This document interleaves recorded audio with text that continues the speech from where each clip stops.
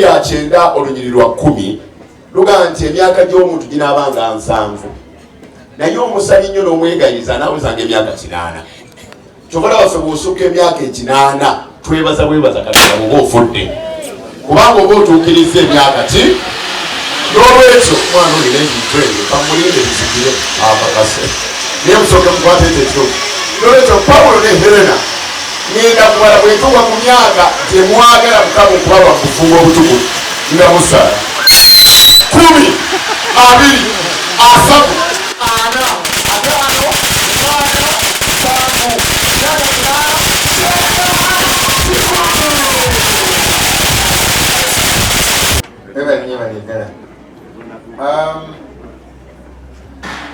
abaana bange abonaku olwaleero Helena ne Pawulo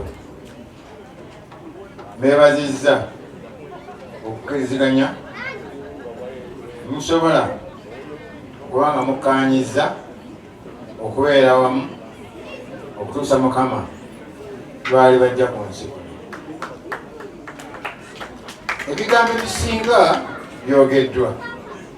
Nebaza MC mu bigambo ebisembyeyo agambye sinayinza kubagamba mugende mutereeze okumawe muti kubanga ebbanga limumaze mumanyi ngeri bali mugeregetanyaamu.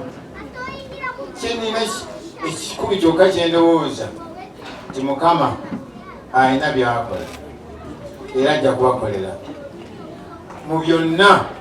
Mbakwasa Mukama ajja bakolera kyonna ebyewuunyo ku nsi kuno. Olwaleero n'ebbanga eriseeko ndowooza Mukama asasula era alina byasasudde. Nga nkyali nali muyimbi nayimbako nakulako ningenda nenfuna ku leediyo obusomesa ninsomesa. Mukama n'agamba nti genda osomese. Okusomesa okwo Mukama naye yampa ninfuuka muyimbi nyimbisa mu masinzizo era Mukama n'agamba nja kusasula ojja kufunayo omuyimbi. Ndowooza Helena nange era ndowooza Mukama yansasula. Helena Mukama asasula. Ebbanga gwangu lyomaze ekitone ekyo kimanyi kyakitandika ddala nga jandaba nga ali mu P5 n'atandika ekitone ekyo nange nampako nikirondoola. Era olwaleero Helena nange gokyali.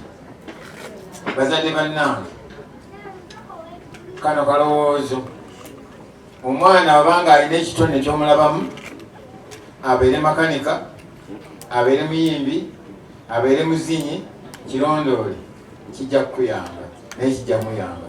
Nolwekyo Mukama amwebaza naye nange bamukulembedde era nange asasudde neyanza neyanzege. Mbebaza mwenna abazze ku mbaga ya Helena nanjego kisaasubidde mbebazizza nnyo. Nebaza abaana bange okwewaayo ebbanga lyonna ndooze bamaze nga bateekateeka enteekateeka tweyanziza abasipaaga ensonga enkulu mugendera mu bifaananyi byaffe. Siina bingi, tetulina bingi byetuyinza kukola, tetulina bingi byetuyinza kuboogerako okuggyako Mukama. Mukama yayinza okwongerako byonna. Nsuubira nti mujja kukuza bazzukulu baffe, mujja kubalabirira nga Mukama mukulembeze mu byonna. Mubeere bagumiikiriza, obeere okukkaanya, obeere wewaawo siwewaawo. Bwe tubadde mu kkanisa bimwogedde mbadde mbiwuliriza nti lwana wewaawo ni waawo, sijja kulolamuka, sijja kukola ntya, tujjanga kukkaanya. Mbadde mbiwuliza bulungi era nze ndi mugumu olwaleero kubanga kyogera nga bwe nalyogedde abantu abatandise obufumbo olwaleero ndi mugumu era mmanyi nti mujja kubeerawo okutuusa Mukama lwali tujja mu nsi muno. Mwebale nnyo, mwebalire. Sijja kgenda wala mpozzi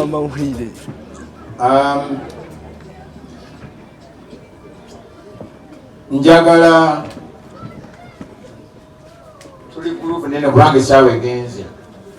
Maama wa Nanjego waali wano minzoga ne maama wa Nanjego yaliwa.